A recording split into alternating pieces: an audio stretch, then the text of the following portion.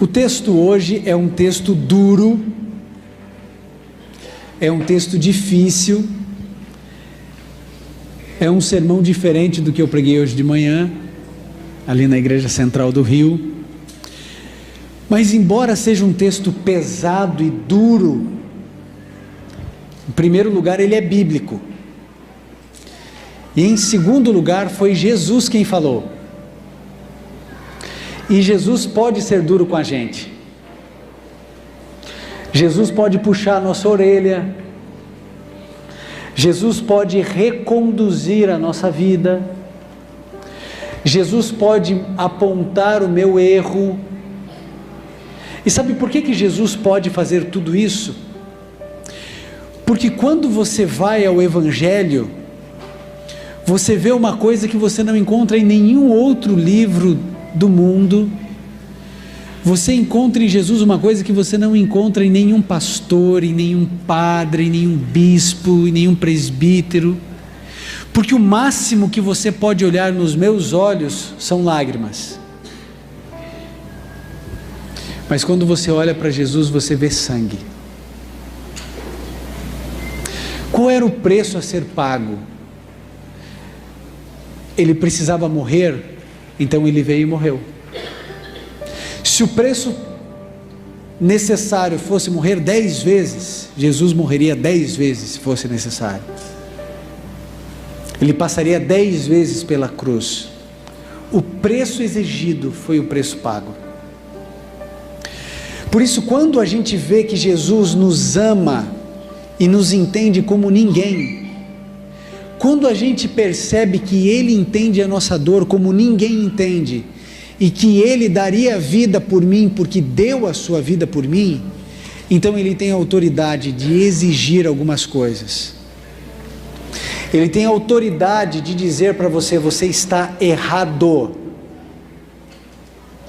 Jesus tem a autoridade de dizer se você está frequentando a igreja certa ou a igreja errada. Ele tem autoridade para dizer isso, eu não. Ele tem. Ele tem autoridade para dizer se a relação que você tem com a sua esposa, ela é saudável ou não. Ele tem autoridade de chegar para você, mãe, e falar assim: você está errando na educação do seu filho. Porque Ele ama você. E Ele só quer o teu bem. Só que às vezes, quando a gente tem um filho, a gente quer sempre o melhor, mas nem sempre o filho consegue entender isso bem. Por exemplo, eu sou pai há 9 anos. Eu não me lembro de ter pedido uma única vez alguma coisa para o Gabriel que não fosse para o bem dele. Eu nunca pensei assim: deixa eu pedir uma coisa aqui que ele vai se arrebentar ali na frente. Você fez isso alguma vez com o teu filho? Agora, muitas vezes o que eu pedi, ele não gostou. Muitas vezes ele chorou. Muitas vezes ele não entendeu. E talvez hoje Deus peça para você uma coisa muito difícil. Talvez hoje Deus peça para você uma coisa que vai mexer nas tuas entranhas. Mas se Deus fizer isso, Ele pode fazer. Porque Ele amou o mundo de tal maneira que Ele deu o seu único filho. Eu tenho 2 filhos. Querido, se perguntasse assim: Ivan, você entrega o seu filho por alguém que está aqui? Eu não entrego. Aliás, eu não entregaria os meus filhos por todos vocês juntos. Se eu tivesse que escolher quem morre, os 2 ou 800 pessoas, tchau. Foi um prazer conhecê-los até a eternidade. Mas não me condene, porque você também ia proteger os teus. Mas Deus não pensou assim. Deus entregou. É por isso que Ele tem autoridade na nossa vida. É por isso que é Ele quem determina o que eu como, o que eu bebo, o que eu visto, se eu uso joia, se eu não uso joia, se eu pinto unha, se eu não pinto unha, se eu compro ou não compro, se eu vendo ou não vendo, se eu vou, se eu não vou, se eu assisto ou não assisto. É Ele que é o dono. O dono não pede permissão, não. O dono manda. E o dono sabe o que é bom para você e para mim. Eu vou exemplificar isso de uma maneira tão velha, mas que eu acho que ilustra bem ainda. Você sabe que você tem um celular aí, todo mundo já sabe que você tem celular, né? Essa semana todo mundo já viu até o seu modelo. Agora, imagine que você precisa trocar de celular. Você já está 3 meses com o celular, tem que trocar, né? Ninguém aguenta. 3 meses ninguém aguenta. Tem que trocar. Tem que trocar. Aí o indivíduo vai lá trocar. Aí o indivíduo vai trocar o celular, aí ele pensa assim: eu moro numa cidade que a voltagem é 110. Voltagem é 110, eu vou comprar um celular 110. Só que daí, o que acontece? Você comprou o celular, na tua cidade está tudo bem, e aí você viaja de cidade, você vai lá para Santa Catarina, pode escolher a sua cidade, o que você quiser, você escolhe a sua cidade. E aí você vai lá e sabe que lá é 220. Eu pergunto, você pode colocar para carregar o seu celular, que é 110, não é bivolt, é 110, na tomada 220? Pode ou não pode? Claro que pode, gente, o celular é seu, você comprou, você tem a nota fiscal, você faz o que você quiser com ele. Você quer pôr, põe. Aí o que vai acontecer? Vai queimar. Só que o indivíduo que criou o celular, ele disse: isso aqui foi preparado para uma voltagem, é 110, não é 220. Quer pôr no 220? Põe, mas vai queimar. Deus que criou você e a mim, Ele sabe como é que você funciona, e Ele sabe como eu funciono. Ele sabe se você é bivolt ou se você não é, se você é 110 ou 220, e Ele então determina. Você tem que descansar uma vez por semana. É Deus que determina, porque Ele te criou, Ele sabe como é que você funciona. Ele sabe que você ia viver nos picos de estresse, então Ele diz assim: não andeis ansiosos por coisa alguma. Deus sabe como que funciona a estrutura humana e sabe como funciona você. E às vezes o que serve para você não serve para mim. Então Deus vai conduzindo a nossa vida se eu permito que Ele conduza. Caso contrário, você vai enfiando o seu carregador em tudo quanto é tomada, até a hora que queima. Aí você olha para o dono, né, para o criador do celular, e aí você fala assim: mas por que isso aconteceu comigo? Por que isso aconteceu comigo? Por quê? Por que, Senhor? O que foi que eu fiz? O que foi que você fez? Você não fez nada, você nunca fez a vontade de Deus na sua vida e quer ser feliz. Não vai ser. Não vai ser. A gente só é feliz em Deus. Não tem saída, não tem outro caminho. Se eu quero pão, eu vou numa padaria, eu não vou numa relojaria, porque lá não tem pão. Você quer ser feliz? Não adianta ir para o mundo. Quer ir? Vai estourar em algum momento. Em algum momento você vai descobrir que queimou. Mas se você quer ser feliz, só existe um lugar em Deus. O que é isso, ser feliz em Deus? É fazer a vontade de Deus. Portanto, prepare-se para o texto.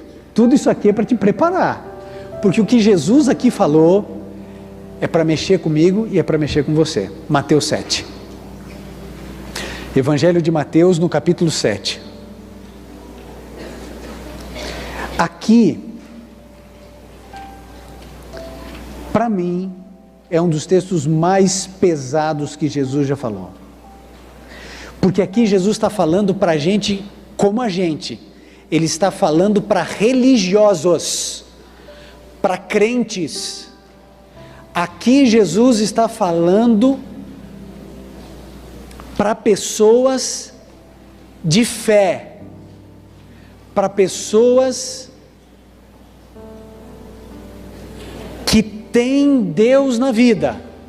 Então vamos lá, quer saber o verso, né? A partir do verso 15, Mateus 7, a partir do verso 15 até o 23, eu vou fazer a leitura corrida.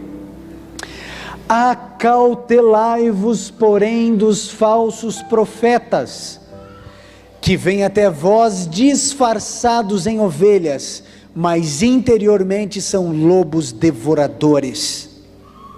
Pelos seus frutos os conhecereis. Colhem-se uvas dos espinheiros ou figos dos abrolhos.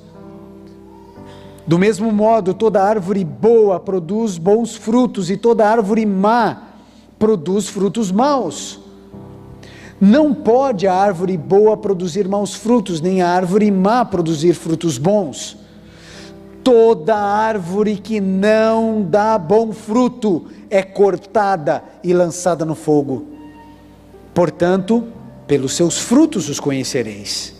Nem todo que me diz Senhor, Senhor entrará no reino dos céus, mas aquele que faz a vontade do meu Pai que está nos céus. Muitos me dirão naquele dia: Senhor, Senhor, não profetizamos nós em teu nome, e em teu nome não expulsamos demônios, e em teu nome não fizemos muitos milagres? Então lhes direi abertamente: nunca vos conheci. Apartai-vos de mim, vós que praticais iniquidade. Primeira coisa que Jesus está dizendo aqui: você tem que ser esperto, inteligente.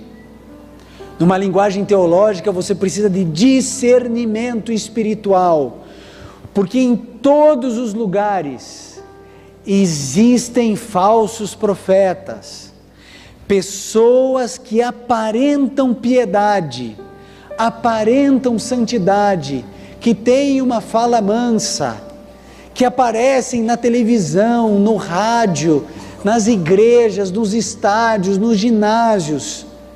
E essas pessoas, elas, embora aparentem ser ovelhas, são lobos. Um lobo mata, um lobo destrói, arranca membros. Isso é um lobo.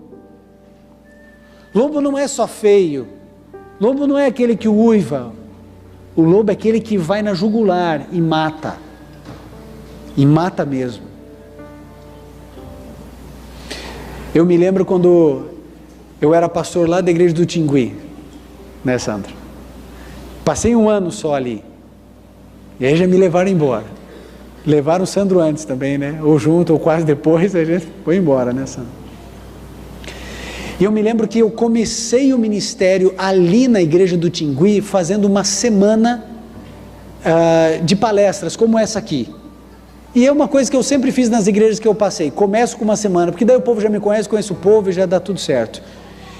E aí então eu me lembro que a igreja, por iniciativa dela, colocou uma faixa, semana especial com o pastor Ivan Saraiva, vem, assiste, tem brinde, e não sei o quê, e a gente fez a semana. E um dia, apareceu uma menina no meio do sermão, novinha. Eu estava pregando, a igreja não era tão grande quanto essa, e ao fundo eu vejo a menina entrando, sentou, não olhou para mim, colocou assim a testa no braço e ficou assim o sermão inteiro. Eu fui à saída para cumprimentar as pessoas, como eu faço aqui, e um líder, não me lembro qual, chegou para mim e falou assim: tem uma menina lá chorando, a gente já tentou se aproximar, mas está difícil, eu acho que o senhor tem que ir lá. Eu terminei de cumprimentar e fui conversar com a menina, 16 anos, novinha de tudo. A menina chorava, mas ela chorava, que parecia que o mundo ia cair. Eu esperei ela chorar até que seque um pouco as lágrimas, que vaze bastante. Eu falei assim: mas o que de tão ruim aconteceu para você estar chorando assim? E olha só o que ela me disse. Ela disse assim: pastor, eu frequento uma igreja, falou o nome da igreja, e lá tem revelações. Eu não sei se vocês têm revelações aqui, mas o meu pastor recebeu uma revelação, e ele recebeu a revelação ontem para mim, e a revelação é que eu tenho que casar, e que eu tenho que casar com um homem da igreja. O problema é que esse homem tem 66 anos, e olha a sinceridade da menina. Ela falava assim: pastor, eu quero cumprir a vontade de Deus para mim, mas eu não quero me casar com aquele homem. E ela estava andando, vagando na rua no outro dia, desesperada, orando. E eu disse assim para ela assim: filha, deixa eu falar uma coisa para você. O mesmo Deus que revelou isso para esse pastor, tem que revelar para você. Porque é você que vai casar, não é ele não. E depois tem que revelar para esse senhor de 66 anos, que eu não sei se é casado, eu não sei se ele quer criar uma filha, já criou os netos, vai querer agora mais uma criança para criar. Veja, você não pode ficar sujeito a alguém que diz que tem uma revelação a seu respeito. Eu tive a alegria de, em Campo Grande, batizar um rapaz chamado Eric. O Eric participava de uma espécie de pequeno grupo, G12. E lá dentro, o líder, ele é quase que um semideus. Onde os membros eram tão dependentes que era assim: se o indivíduo tensionava terminar o namoro, ele perguntava antes para esse líder. Se ele falasse: Deus me revelou que você deve permanecer com ela, ele não terminava. Se ele pensava, o indivíduo pensava em vender o carro, ele primeiro consultava o líder. E aí então ele recebia a revelação de Deus, se vendia ou não vendia o carro. Querido, sem nenhum tipo de blasfêmia ou de nome de Deus em vão, pelo amor de Deus, não deposite a tua vida na mão de quem você não consegue ler coração nem caráter.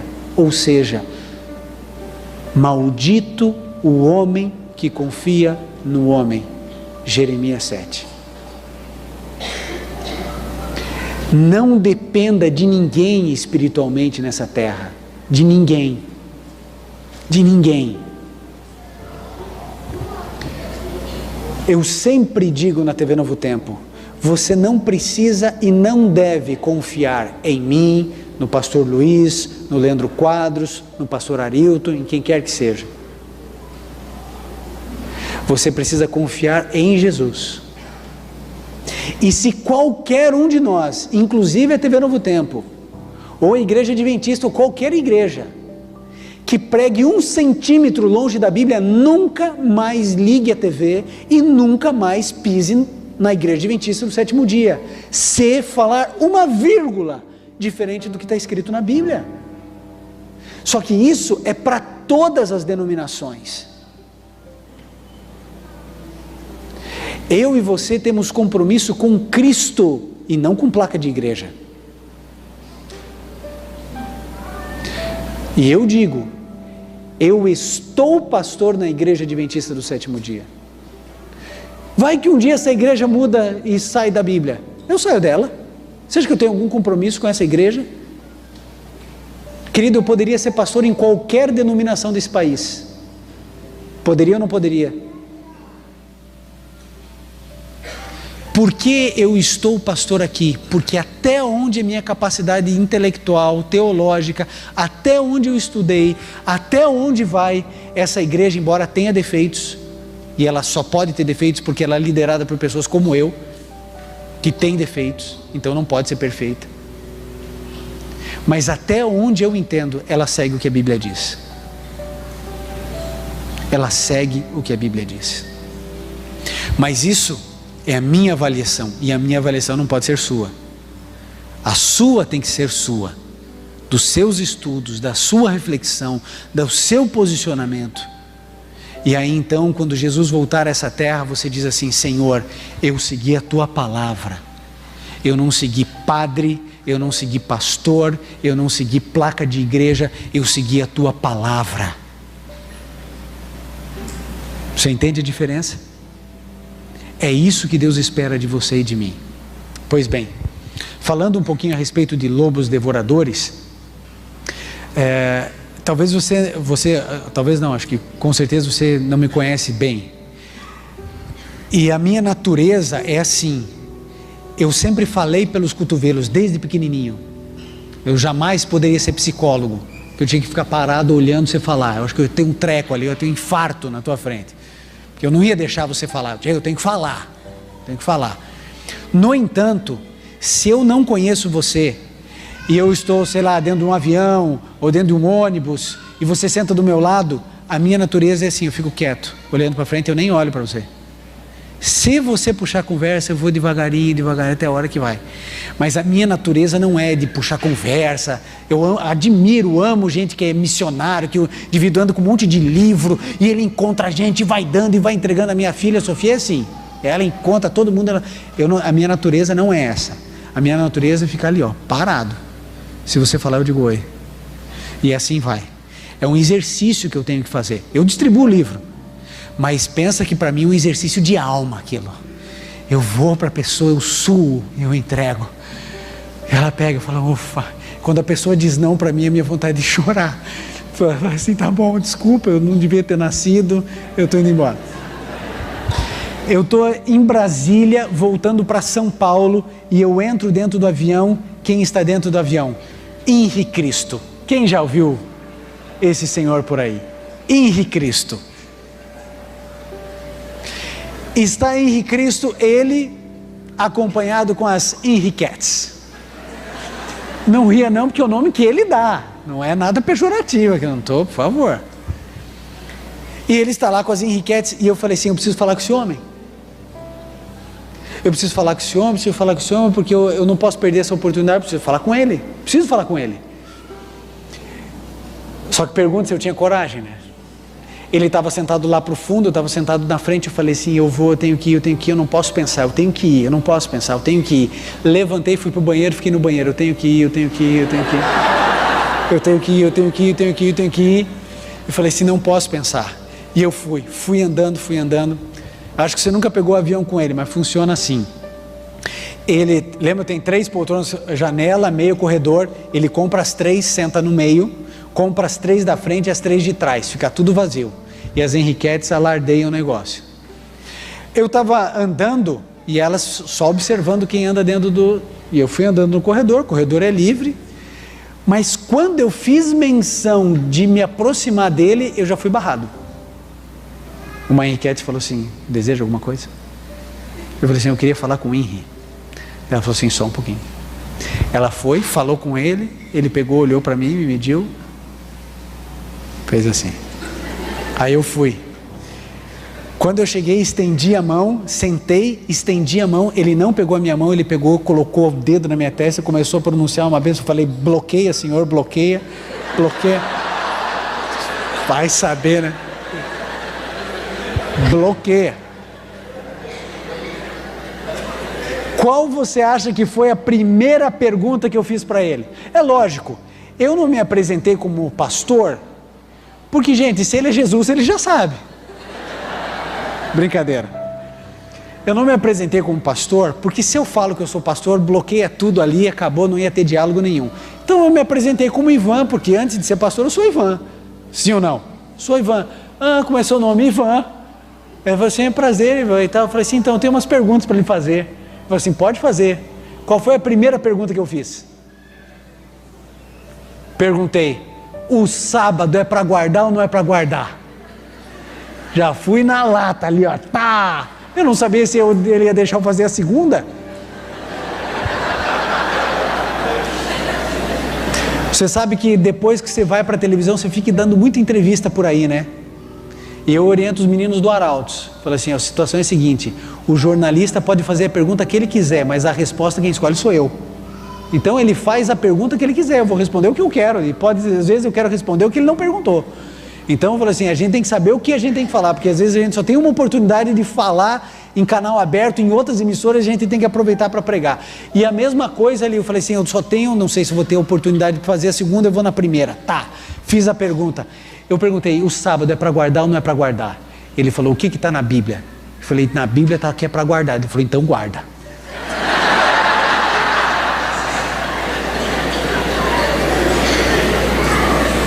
Aí agora eu vou falar com os meus irmãos evangélicos. Sabe que os adventistas já ficaram tudo felizinhos agora, né? Agora não é tão ruim mais. Agora, guarda. Eu perguntei, você guarda o sábado? Ele disse, guardo. Olha, Guardo o sábado. Aí eu fui conversando com ele e falei assim, e alimentação?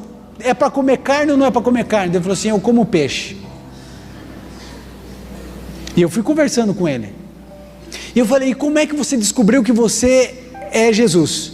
Aí ele me contou que ele estava numa viagem em Santiago, e lá ele teve a revelação, assim como Jesus começou o seu ministério a partir do batismo, ele começou o seu ministério porque ele recebeu a revelação lá em Santiago, numa viagem espiritual, de que ele era Jesus, mas no seguinte sentido, ele não é o mesmo Jesus, ele é a reencarnação de Jesus, ok? A reencarnação de Jesus.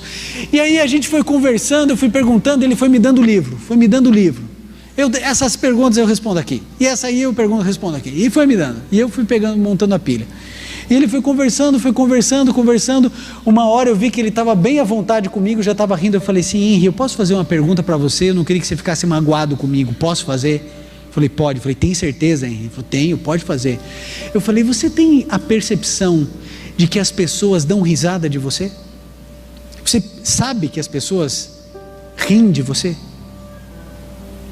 Ele pegou, olhou para mim e falou assim, Ivan, claro que eu tenho, mas não é a primeira vez, há 2000 anos também riram de mim.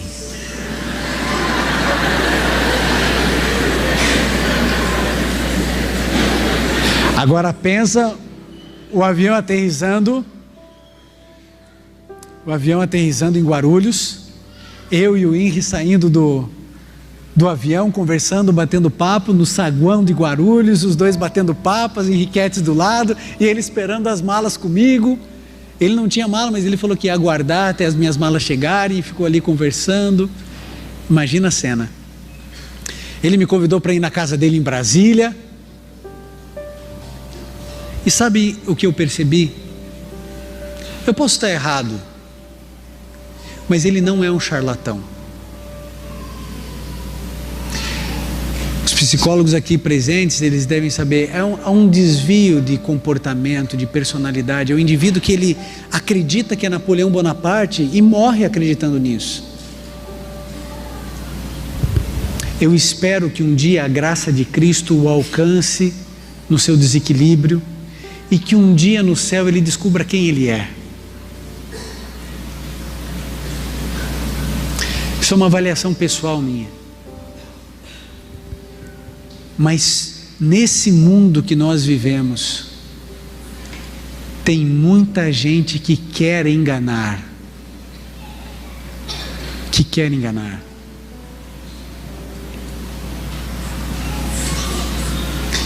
Vou dizer uma coisa para você. Um dia faça o teste comigo. Experimente fazer um teste comigo. Todos os meses. Não tem mês que eu não receba e-mail de pessoas que eu não conheço me oferecendo dinheiro.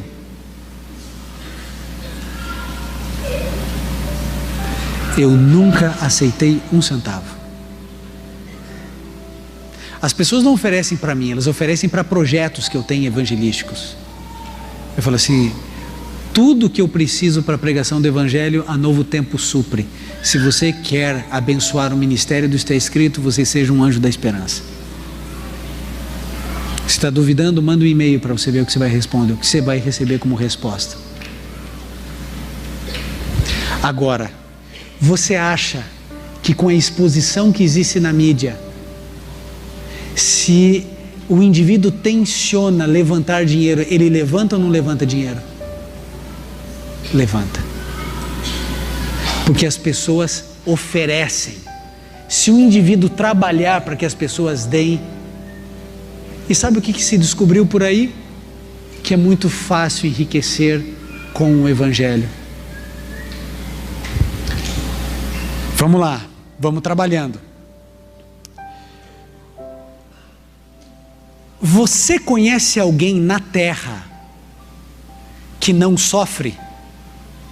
Conhece alguém? Tem alguém aqui na galeria que não sofre? Tem alguém aqui entre nós que não sofre? Você conhece, tem alguém aqui, ergue a mão. Diga assim: eu conheço fulano, ele não sofre, não tem nenhum tipo de sofrimento, nem dor física, nem dor emocional, nem dor espiritual. Você conhece alguém? Não, nem eu. Então tá bom. Como é que o indivíduo me põe na placa da igreja dele dizendo assim: pare de sofrer? Alguém pode me explicar? Como é que você oferece um produto que você não pode entregar? Isso é crime. Se eu vendo para você um produto que não existe, isso é crime. Vou além. Você já viu curas na televisão? Sim ou não? Supostas curas, etc. Eu tinha um negócio aqui, não tenho mais, glória a Deus. Ótimo. Essas pessoas, elas então têm o dom de cura. Se você pegar 1 Coríntios 12, tem ali a lista de dons, e um dos dons é o dom de cura. O dom de cura é bíblico. Eu já digo para você, eu não tenho o dom de cura, o dom de curar, certo? Eu queria ter. Você não queria ter o dom de cura? Imagine, teu filho está com febre, põe a mão e fala: eu repreendo em nome de Jesus, vai embora a febre, ele sai correndo brincar. Quem não quer? Quem não gostaria? Agora, vou dizer uma coisa para você. Se eu tivesse o dom de cura, sabe onde eu deveria estar? Nos hospitais. E não numa igreja. Eu tinha que estar lá no hospital que não tem leito. No hospital que o indivíduo deveria estar numa UTI, e ele está numa UTI mal acabada, mal feita, tentativa de ser uma UTI no meio de um corredor, tentando dar um mínimo. O indivíduo que supostamente, ou que tenha o dom de cura, ele precisa sair para curar. Não é para estar numa igreja dizendo: quem tem um calombo aí? Quem tem uma joanete? Não vai mais ter. Sabe que algum dia eu queria confrontar esses pregadores dizendo assim: tem aqui uma criança com síndrome de Down, cura.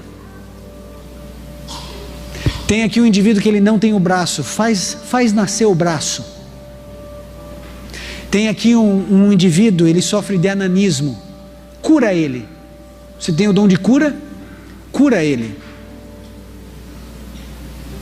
Querido, eu queria ter o dom de cura, eu não tenho. A gente precisa abrir a nossa mente, porque sabe o que acontece? Eu estive recentemente fazendo evangelismo na África, 30 dias, com estádios lotados. Sabe o que os africanos me falaram? É a primeira vez na história, eu estava na Angola, é a primeira vez na história do nosso país que uma igreja vem aqui e não cobra para entrar. Vocês vão passar oferta quando? Não vai passar oferta.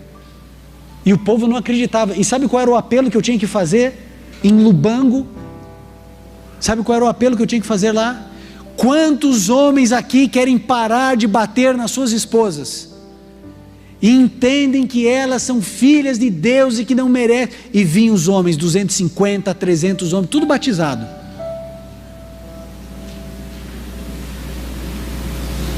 Quando num estádio eu disse assim: lá em casa eu lavo louça, enxugo louça, guardo a louça, o lixo é meu, sou eu que levo, o estádio quase veio abaixo de alegria.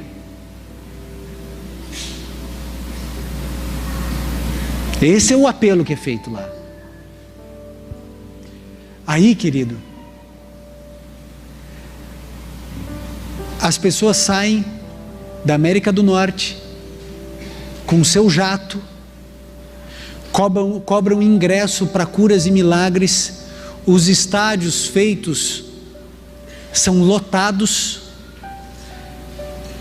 passam as horas passando as salvas, dólar, enchem o jato de dólar e voltam para os Estados Unidos. Os pregadores do maldito evangelho da prosperidade. E hoje, quando eu vou pregar e quando eu vou num hotel e perguntam qual é a sua profissão e eu digo pastor, eu vejo um sorrisinho no rosto dizendo assim: mais um picareta. porque destruíram a função, porque nós somos todos subpastores do grande pastor. Jesus é o pastor. Denigrem a imagem de Cristo. Infelizmente, você vai nessas igrejas, não se fala de salvação, se fala do agora, para você prosperar hoje. Salvação, transformação de caráter, morrer para a sua vida, renascer em Jesus. O que importa é você estar bem aqui. A preocupação é com a felicidade dos crentes e não com a santidade dos santos. Aqueles que acompanham a TV Novo Tempo têm acompanhado a minha luta contra o Evangelho da Prosperidade. E sabe por que eu luto? Você sabe qual é o meu sentimento em relação ao Evangelho da Prosperidade? É ódio.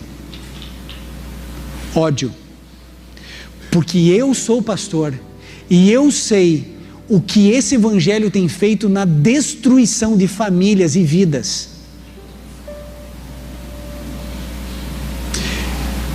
O texto continua, Jesus dizendo assim, porque agora vem a pergunta, né?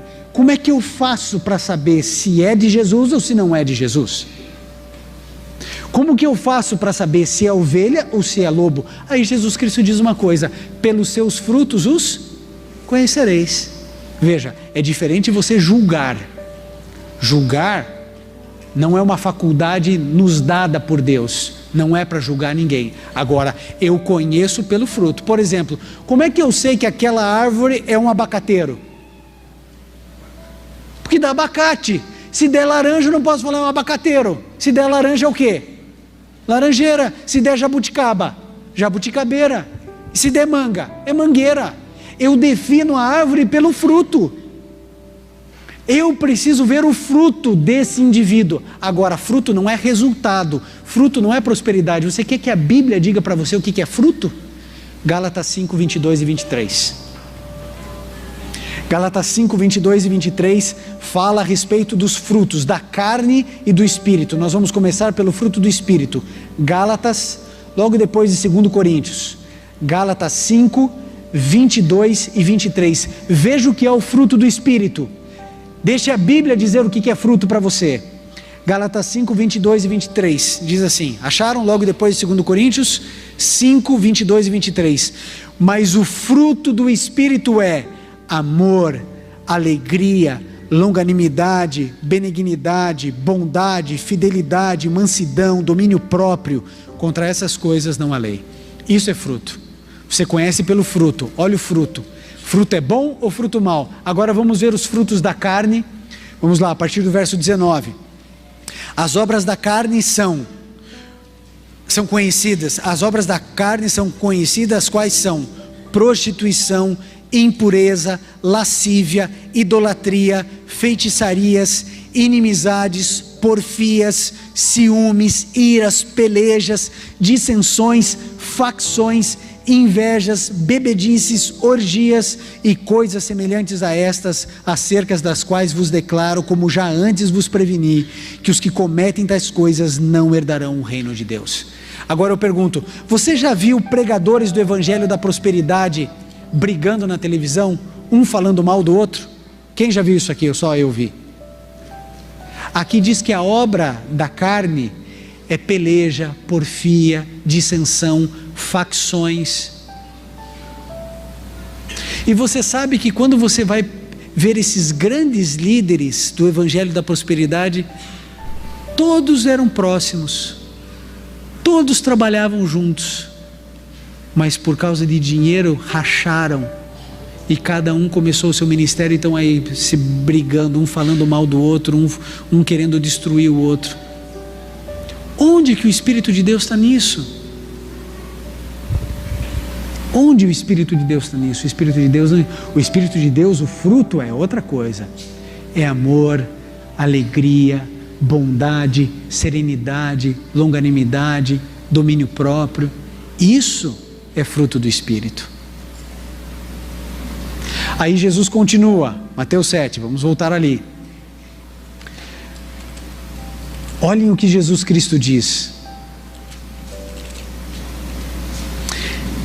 Nem todo, verso 21, nem todo que me diz Senhor, Senhor entrará no reino dos céus, mas aquele que faz a vontade do meu Pai. Quem vai para o céu? É quem diz Senhor, Senhor, é esse? Nem todo que faz isso vai para o céu. Você quer ver? Se eu perguntasse aqui, não vou perguntar, mas se eu perguntasse aqui, quem aqui quer ir para o céu? Todo mundo ia erguer a mão. Tem alguém que não quer ir? Todo mundo quer ir. Mas se eu atravessasse a rua e entrasse num bar e perguntasse quem quer ir para o céu, todo mundo também erguia a mão. Então não é quem quer ir, nem todo que me diz Senhor, Senhor entrará no reino dos céus. Não é porque você ora que você vai para o céu, mas aquele que faz a vontade do meu Pai. Eu dei o exemplo hoje lá na igreja central do Rio, hoje de manhã eu preguei lá, eu quero dar aqui. Jesus fazia a vontade do Pai, sim ou não? Teve uma hora que os dois discordaram, Jesus queria uma coisa e Deus outra? Sim ou não? Quando? Getsemane. Jesus queria a cruz, sim ou não? Não. Deus queria que ele fosse para a cruz? Jesus Cristo disse, Senhor, passa de mim esse cálice, mas seja feita a tua vontade. Prevaleceu a vontade do Filho ou a vontade do Pai? Ok, sabe o que significa?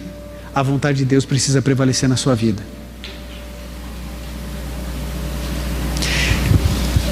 Se Jesus Cristo tinha uma ideia e Deus tinha outra, prevaleceu a vontade de Deus. Jesus Cristo declarou, a minha comida e a minha bebida é fazer a vontade do meu Pai. As obras que eu faço, não faço por mim mesmo, mas é Deus, o meu Pai, que faz as obras em mim. Ou seja, o que importa? A vontade do Ivan ou a vontade de Deus? A minha vontade ou a de Deus? A vontade de Deus. O que importa é a vontade de Deus, não é a minha vontade. Ou seja, Deus não é um Deus que fica no céu atendendo os caprichos do Ivan. A gente está reduzindo Deus a um ser que arruma vaga de estacionamento no centro da cidade. Deus, ele pode achar a vaga para você? Pode. Mas querido, entenda, Deus é soberano e a vontade dele precisa prevalecer na sua vida. Torno a dizer, quem define a igreja que você frequenta não é você, é Deus. Ah, pastor, mas eu frequento a igreja, sabe por quê? Porque ali é do lado da minha casa. É tão mais fácil, melhor ir ali do que em lugar nenhum, né, pastor? Não é isso. Ah, pastor, eu frequento essa igreja, sabe por quê? Porque foi o meu avô que ajudou a construir, meu avô sentou esse tijolo aqui. Então eu vou nessa igreja porque a minha família está aqui, eu vou aqui. Pastor, sabe por que eu vou nessa igreja? Porque tem um louvor, pastor, a gente canta, pula, dança, sacode, a gente sente a presença do Espírito. Querido, você não frequenta uma igreja porque o louvor é bom. Só existe uma razão para você frequentar uma igreja, se aquela igreja ensina o que a Bíblia diz. Só existe uma razão, não há duas. Ah, mas a igreja não tem ar-condicionado, não importa, prega a Bíblia, é lá que eu vou. Ah, mas a igreja é velha, segue a Bíblia, é lá que eu vou. Mas ela é de madeira, o cheiro não é muito bom. Peraí, é ali que pregam a palavra, é ali que eu vou. Querido, lembra do dilúvio. A arca era um lugar mal cheiroso, cheio de bicho, que ficavam fazendo barulho dia e noite, noite e dia. Aquele lugar devia ser horrível, mas era o melhor lugar da terra, aliás, o único para se estar. Então eu não defino a minha igreja porque é perto da minha casa, porque o meu avô, meu pai frequentam, frequentaram, ou porque lá tem um louvor, ou porque lá eu vou pelo seguinte, eu não vou porque fazem milagres lá também, e a gente já vai chegar nesse ponto aqui. Não é porque expulsa demônio, não é porque tem profecia, não é porque faz milagre. Só existe uma razão para você frequentar uma igreja: se segue o que a Bíblia diz. Você quer ver o que Jesus continua dizendo? O último verso que nós já lemos, verso 23, 22 e 23. Muitos naquele dia me dirão: Senhor, Senhor, não profetizamos nós em teu nome? Olha só, profetizaram. e em teu nome não expulsamos demônios, e em teu nome não fizemos muitos milagres? Então lhes direi abertamente: nunca vos conheci, apartai-vos de mim, vós que praticais a iniquidade. Jesus chama essa obra de profecias, de curas e milagres e de expulsar demônios como pecado e iniquidade. Apartai-vos, vocês que praticam iniquidade. Ué, eles não operaram em nome de Jesus? Falaram em nome de Jesus. Eles não curaram em nome de Jesus? Curaram em nome de Jesus. Expulsaram demônios em nome de Jesus? E Jesus diz: não conheço, não sei quem são vocês. Não é estranho isso? Sabe por quê? É aquilo que eu estou falando todas as noites aqui. Você não se define por aquilo que você pensa, crê ou fala, mas por aquilo que você faz. Você não se define por aquilo que você fala, pensa ou crê, por aquilo que você faz. Eles falaram em nome de Jesus, mas eles não fizeram no nome de Jesus. Vocês entendem o que eu quero dizer? O livro do Apocalipse, vejam, lá no deserto da tentação antes, Mateus 4, Satanás se apresenta como um anjo de luz para Jesus. Satanás tem poder.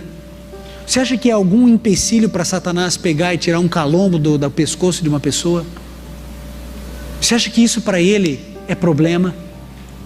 A obra do engano está aí. Existe o bem, existe o mal. Se você acredita em Deus, então, por consequência lógica, você precisa acreditar que existe o mal, porque a Bíblia diz que existe Satanás, o diabo, os anjos caídos, e eles operam. E você acha que eles estão destruindo e matando pessoas apenas no tráfico? Querido, o engano está dentro do meio religioso, confundindo a mente de todos. Mas é meu dever e é seu dever buscarmos na palavra onde está a verdade, e aí com fé, ousadia e coragem seguir o que está escrito ali dentro. Você imagine o que vai acontecer quando líderes religiosos, quando a mão de Deus pesar sobre eles, porque eles só enganaram, mentiram e extorquiram, tosqueiam as ovelhas para o seu próprio benefício. A mão de Deus vai pesar sobre esses homens e sobre essas mulheres. A mão de Deus vai pesar, e na eternidade será separado trigo e joio. Mateus 25, Deus diz: venham para minha direita as minhas ovelhas, e para minha esquerda os bodes. E agora os dois últimos versos que nós vamos ler, tá bom? Mesmo capítulo, Mateus 7, nós vamos ler o verso 13 e o verso 14, para encerrar. Entrai pela porta estreita, pois larga é a porta e espaçoso o caminho que conduz à perdição, e muitos são os que entram por ela, mas estreita é a porta e apertado o caminho que conduz à vida, e são poucos os que a encontram. Perceba, eu e você temos a tendência de imaginar que o caminho largo é aí o mundão. A gente acha assim que, o caminho largo é isso aí, a vida, é o carnaval, é isso aí. Não, o contexto que Jesus está dizendo, ele está falando só para coisa religiosa aqui. Dentro do mundo religioso existe uma avenida larga. Quer aceitar Jesus? Aceita Jesus, pronto, você está salvo. Esses dias eu entrei num site de pregação do Evangelho nos Estados Unidos. Sabe como é que funcionava? Falando assim: se você aceita Jesus como seu salvador pessoal, clique aqui. Eu cliquei, pam, aí apareceu a mensagem: parabéns, você está salvo em Jesus.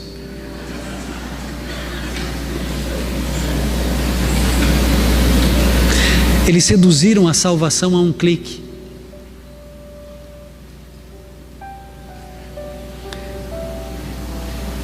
Há muitos lugares que, se você for e chegar para o pastor, para o líder, presbítero, bispo, apóstolo, o que você quiser, fala assim, eu quero ser batizado, como é que eu faço? Vem aí amanhã, a gente batiza você. A pessoa não conhece ainda Jesus, não sabe o que Jesus espera dela, não conhece a teologia bíblica, mas no outro dia batiza.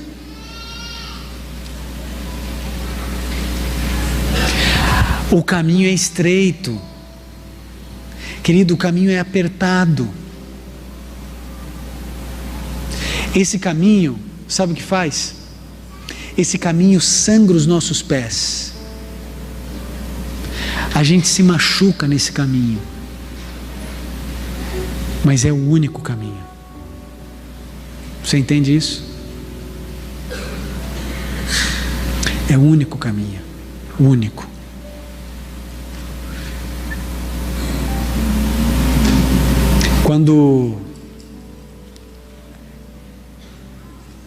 Quando a Sofia tinha mais ou menos quase 2 anos, eu estava num quarto, no apartamento onde a gente morava, brincando com o Gabriel de quebra-cabeça. O Gabriel desde cedo ama quebra-cabeça. Pode dar quantas peças você quiser, ele fica lá e vai. E eu estava montando quebra-cabeça com o Gabriel. Ele era, se ela tinha 2, ele tinha 5.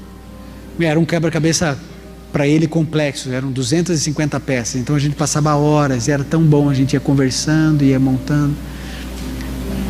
Às vezes não montava tudo no momento, depois voltava. Eu estava lá, montando o quebra-cabeça com o Gabriel,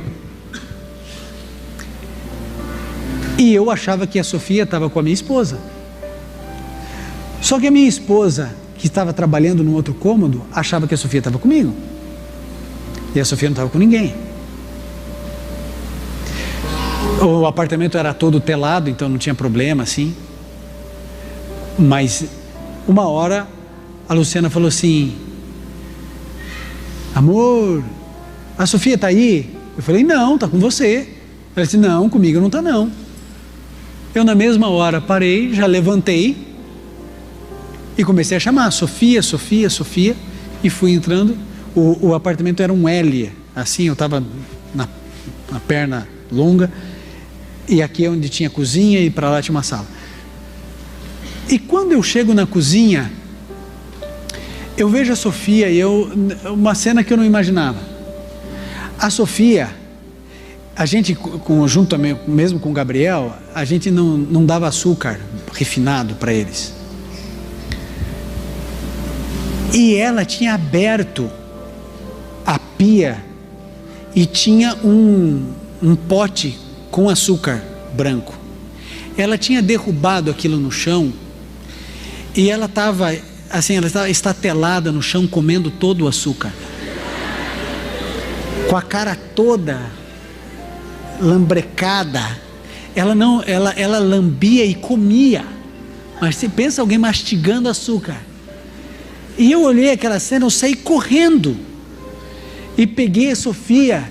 Quando eu tirei ela dali, eu olhei para ela, ela olhou para mim, e ela começou a pegar ar para berrar, e ela e começou a chorar, e o olhar dela dizia assim: o que você está fazendo comigo? Você me tirou do paraíso e põe lá de volta, que eu descobri o que é a vida. E eu tirei ela dali, e ela chorava, um choro tão doído, todo cheio de açúcar. E depois que tudo se acalmou, eu fui lá varrer, e eu fiquei pensando: quantas vezes eu berrei para Deus, porque eu estava lambendo o chão desse mundo, e Ele me tirou, e eu berrei dizendo: o que você está fazendo comigo?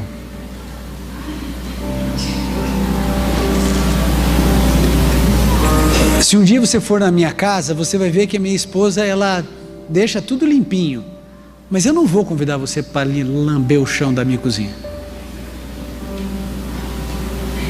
O chão não é para lamber.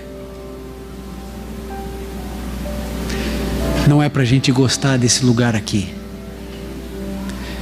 mas a gente está lambendo o chão desse mundo com uma proposta diabólica, dizendo assim: vem para Jesus e você vai ganhar dinheiro. Vem para Jesus e o teu problema vai ser solucionado. Jesus soluciona tudo. E o indivíduo acorda num domingo de Páscoa, se espreguiça, vai para o lado de fora e vê que o vizinho trocou de carro. E ele olha para o vizinho e fala assim: você trocou de carro? Troquei. E como é que foi? Como você financiou? Não, paguei à vista. Como é que você conseguiu? Como é que você consegue? Fala assim: isso aí não foi eu que consegui, não. Isso aí foi Jesus que me deu. Aí o vizinho diz assim: eu quero esse Jesus para mim. E as igrejas lotam,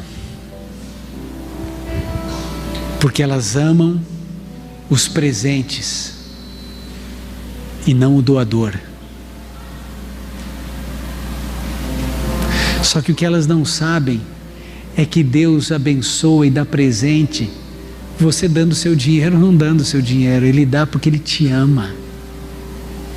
Ele quer salvar o teu casamento, não é porque você trouxe uma oferta de 20 mil reais na igreja. Ele quer salvar o teu casamento porque Ele ama você. Ele quer cuidar do teu filho, não é porque você fez um voto de participar de fogueira santa. Porque na Bíblia nunca teve nenhuma fogueira que foi santa.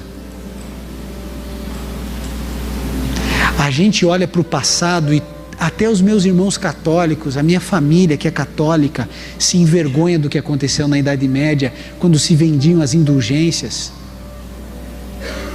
Vendia-se o perdão dos pecados, mas hoje é isso que se faz, só que invertendo. Ao invés do perdão, eu te vendo bênção. Qual é a bênção? Qual é o tamanho da bênção que você quer? Você precisa materializar a tua fé. Aí você vem para Jesus e vem com um saco de dinheiro. E a gente acredita nisso. O mundo está acreditando nisso. E o evangelho puro foi se perdendo.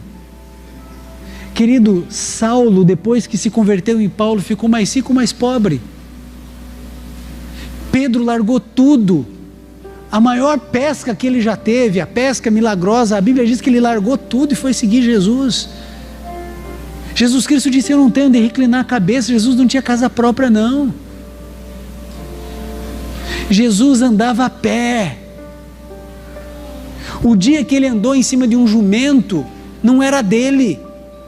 O lugar que ele foi enterrado era emprestado. O lugar que colocaram lá na sepultura não era dele. A roupa que ele usava deram para ele, ele não tinha dinheiro para comprar aquilo. E quando o jovem rico se aproximou dele e disse: o que eu faço para ir para o céu? Ele disse: você vai guardar os meus mandamentos. Nem todo que me diz Senhor, Senhor entrará no reino dos céus, aquele que faz a vontade do meu Pai. Você vai guardar os mandamentos. Ah, quais? E aí ele começa a descrever Êxodo 20.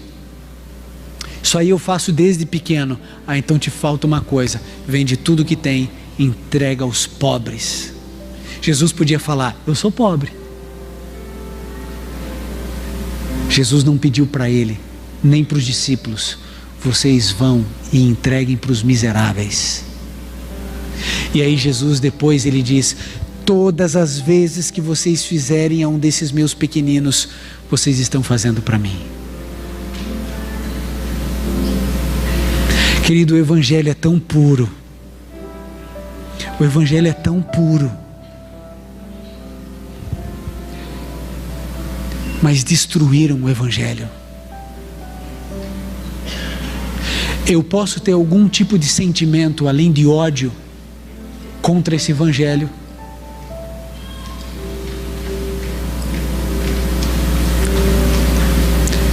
É por isso que vocês sempre vão me ver. Um dia a minha mãe me ligou e falou assim: Ivan, para de falar do evangelho da prosperidade, já deu. Você tem que falar. Eu falei assim: mãe, você não sabe o que está falando. Porque você não viaja o que eu viajo, você não olha as pessoas dentro dos olhos como eu olho, você não sabe o que essas pessoas têm sofrido, enganadas, iludidas. O desespero de mãe que põe o filho de uma clínica após outra, tentando tirar no mundo das drogas, que entrega o 13º inteiro, que entrega o salário inteiro, que compra água abençoada, caneta da prosperidade, que participa de campanha em cima de campanha, e ela agarrando nos braços de uma mulher, dizendo assim: pelo amor de Deus, o que está acontecendo? Que Deus não tira o meu filho. E aquela mulher sacudiu a obreira bíblica, e parece que foi Deus quem sacudiu ela. E quando aquela mulher sacudiu, dizendo: o que está acontecendo? Parece que caiu dos olhos dela as escamas. E essa mulher sabia que tinha uma igreja adventista na rua Marechal Cândido Rondon, em Campo Grande. Eu era pastor dessa igreja, e ela saiu da igreja dela, que ficava na mesma rua, e ela esperou o final do culto no sábado de manhã, e ela chorava, dizendo: o que acontece que essa mulher não tem libertação? Eu comecei a estudar a Bíblia com essa mulher, que era obreira dessa igreja. Comecei a estudar a Bíblia, e ela entendeu que tudo aquilo não era o que ela acreditava, e ela era sincera. Sabe o que o pastor dessa igreja fez? Chegou para o marido dela e disse assim: a sua esposa está indo para a igreja adventista, não está? Está indo. Eu já estou sabendo, ela não é mais obreira nossa aqui, nós estamos desligando ela, e eu vou profetizar em nome de Jesus para você. Deus vai arrumar para você uma mulher mais jovem do que ela, e eu ordeno que você se separe dela. E aquela mulher chorava, dizendo assim: o sangue de Jesus tem poder, e o meu marido vai permanecer comigo até a minha morte. E o marido dela veio para a igreja e não trocou, e aquela profecia maldita não recaiu na vida dos